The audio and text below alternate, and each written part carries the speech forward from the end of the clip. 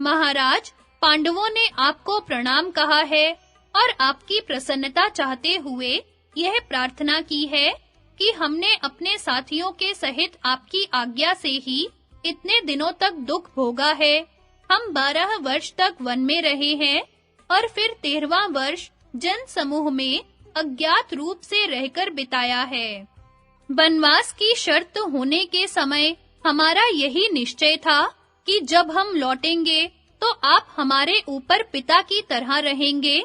हमने उस शर्त का पूरी तरह पालन किया है, इसलिए अब आप भी जैसा ठहरा था वैसा ही बर्ताव कीजिए। हमें अब अपने राज्य का भाग मिल जाना चाहिए। आप धर्म और अर्थ का स्वरूप जानते हैं, इसलिए आपको हमारी रक्षा करनी चाहिए। गुरु के प्रति शिष्य का जैसा गौरव युक्त व्यवहार होना चाहिए, आपके साथ हमारा वैसा ही बर्ताव है, इसलिए आप भी हमारे प्रति गुरु का सा आचरण कीजिए। हम लोग यदि मार्ग भ्रष्ट हो रहे हैं, तो आप हमें ठीक रास्ते पर लाइए और स्वयं भी सन्मार्ग पर स्थित होइए। इसके सिवा आपके उन पुत्रों ने इन सभासदों से भी कहलाया है कि जहाँ धर्मज्ञ सभासद हो, वहाँ कोई अनुचित बात नहीं होनी चाहिए। यदि सभासदों के देखते हुए अधर्म से धर्म का नाश और असत्य से सत्य का नाश हो, तो उनका भी नाश हो जाता है। इस समय पांडव लोग धर्म पर दृष्टि लगाए चुपचाप बैठे हैं। उन्होंने धर्म के अनुसार सत्य और न्याय युक्त बात ही कही है। राजन, आप पांडवों को राज्य दे दीजिए। इसके सिवा आपसे और क्या कहा जा सकता है? इस सभा में जो राजा लोग बैठे हैं, उन्हें कोई और बात कहनी हो तो कहें। यदि धर्म और अर्थ का विचार करके मैं सच्ची बात कहूँ, तो यही कहना होगा कि इन क्षत्रियों को आप मृत्यु के फंदे से छुड़ा दीजिए। भरत श्रेष्ठ, शांति धारण कीजिए, क्रोध के वश मत होइए और पांडवों को उनका यथोचित पैतृक राज्य दे दीजिए। ऐसा करके आप अपने पुत्रों के सहित आनंद से भोग भोगिए। राजन, इस समय आपने अर्थ को अनर्थ और अनर्थ को अर्थ मान रखा है। आपके पुत्रों पर लोभ ने अधिकार जमा रखा है। आप उन्हें जरा काबू में रखिए। पांडव तो आपकी सेवा के लिए भी तैयार हैं और युद्ध करने के लिए भी तैयार हैं। इन दोनों में आपको जो बात अधिक हितकर जान पड़े, उसी पर डट जाइए। परशुराम जी और महर्षि कण्व का संधि के लिए अनुरोध तथा दुर्योधन की उपेक्षा। वैशंपायन जी कहते हैं, जब भगवान कृष्ण ने ये सब बातें कही, तो सभी सभासदों को रोमांच हो आया और वे चकित से हो गए। वे मन ही मन तरह-तरह से विचार करने लगे। उनके मुख से कोई भी उत्तर नहीं निकला। सब राजाओं को इस प्रकार मौन हुआ देख उस सभा में बैठे हुए महर्षि परशुराम जी कहने लगे, राजन, तुम सब प्रकार का संदेह छोड़कर मेरी एक सत्य बात सुनो। वह तुम्हें अच्छी लगे तो उसके अनुसार आचरण करो। पहले दंभोद्भव नाम का एक सार्वभौम राजा हो गया है। वह महारथी सम्राट नित्य प्रति प्रातः काल उठकर ब्राह्मण और क्षत्रियों से पूछा करता था कि क्या ब्राह्मण, क्षत्रिय, वैश्य और शूद्रों में कोई ऐसा शस्त्रधारी है जो युद्ध में मेरे समान अथवा मुझसे बढ़कर हो। इस प्रकार कहते हुए वह राजा अत्यंत गर्वोन्मत्त होकर इस संपूर्ण पृथ्वी पर विचरता था। राजा का ऐसा घमंड देखकर कुछ तपस्वी ब्राह्मणों ने उससे कहा, इस पृथ्वी पर ऐसे दो सत्पुरुष हैं जिन्होंने संग्राम में अनेकों को परास्त किया है। उनकी बराबरी तुम कभी नहीं कर सकोगे। इस पर उस राजा ने पूछा, वे वीर पुरुष कहाँ हैं? उन्होंने कहाँ जन्म लिया है? वे क्या काम करते हैं और वे कौन हैं? ब्राह्मणों ने कहा, वे नर और नारायण नाम के दो तपस्वी हैं। इस समय वे मनुष्य लोक में ही आए हुए हैं। तुम उनके साथ युद्ध करो।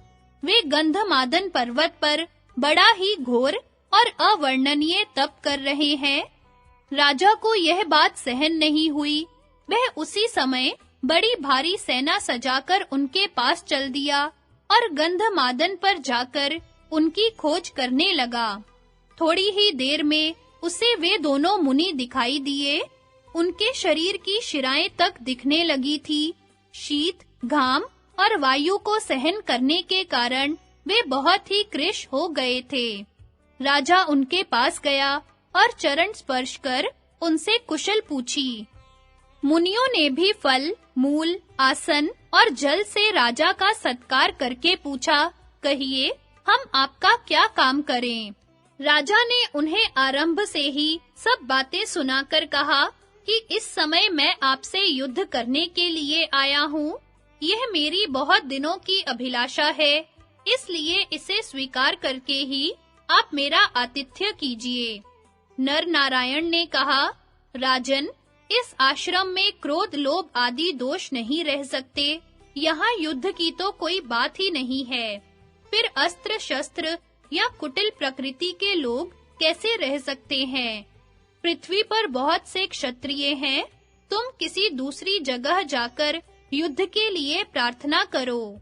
नर नारायण के इसी प्रकार बार-बार समझाने पर भी दंभोद्भव की युद्ध लिप्सा शांत न हुई और इसके लिए उनसे वह आग्रह करता ही रहा।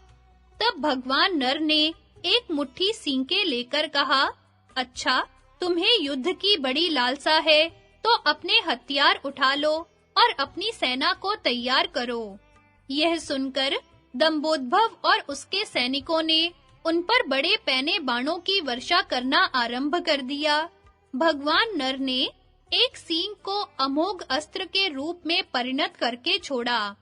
इससे यह बड़े आश्चर्य की बात हुई कि मुनिवर नर ने उन सब वीरों के आंख, नाक और कानों को सींकों से भर दिया।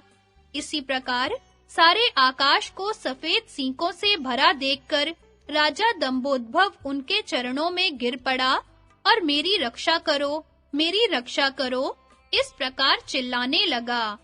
तब शरणागत वत्सल नर ने शरणापन्न राजा से कहा, राजन, तुम ब्राह्मणों की सेवा करो और धर्म का आचरण करो। ऐसा काम फिर कभी मत करना। तुम बुद्धि का आश्रय लो और लोभ को छोड़ दो तथा अहंकार शून्य, जितेंद्रिय, क्षमाशील, मृदु और शांत होकर प्रजा का पालन करो। अब भविष्य में तुम किसी का अपमान मत करना। इसके बाद राजा दंभोद्भव उन मुनीश्वरों के चरणों में प्रणाम कर अपने नगर में लौट आया और अच्छी तरह धर्मानुकूल व्यवहार करने लगा। इस प्रकार उस समय नर ने यह बड़ा भारी काम किया था।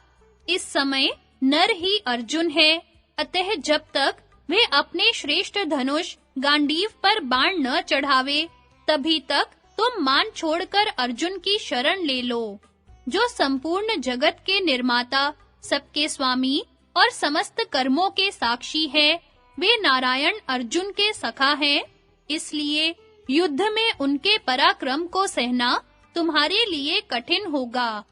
अर्जुन में अगणित गुण है और श्री कृष्ण तो उससे भी बढ़कर हैं।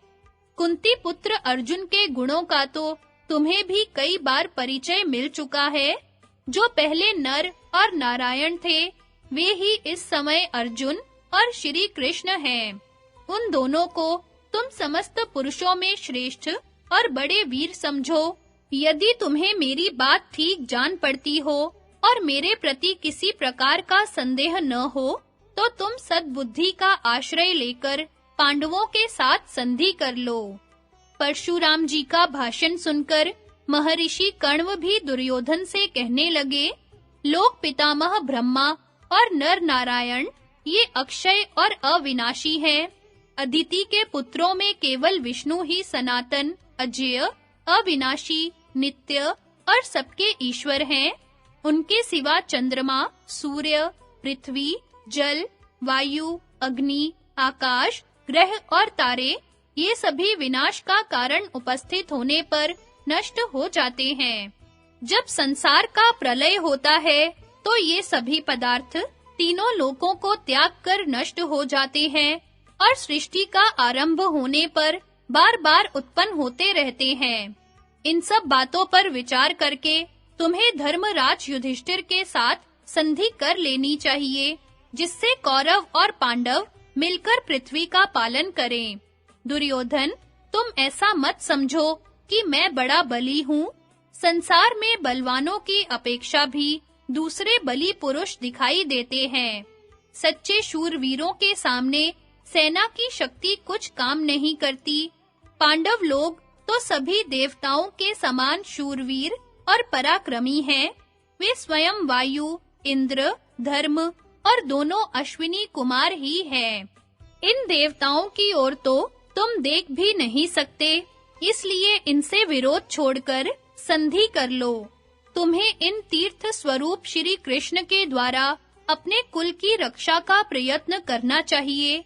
यहाँ महातपस्वी देवर्षि नारद जी विराजमान हैं। ये श्री विष्णु भगवान के महात्म्य को प्रत्यक्ष जानते हैं और वे चक्र गदाधर श्री विष्णु ही यहाँ श्री कृष्ण रूप में विद्यमान हैं। महर्षि कण्व की बात सुनकर दुर्योधन लंबी-लंबी सांस लेने लगा। उसकी त्योरी चढ़ गई और वह कर्ण की ओर देखकर जोर-जोर से हंसने लगा।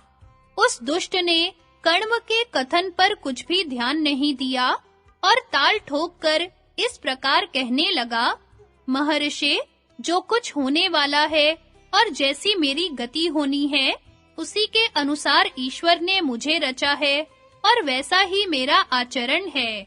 उसमें आपके कथन से क्या होना है?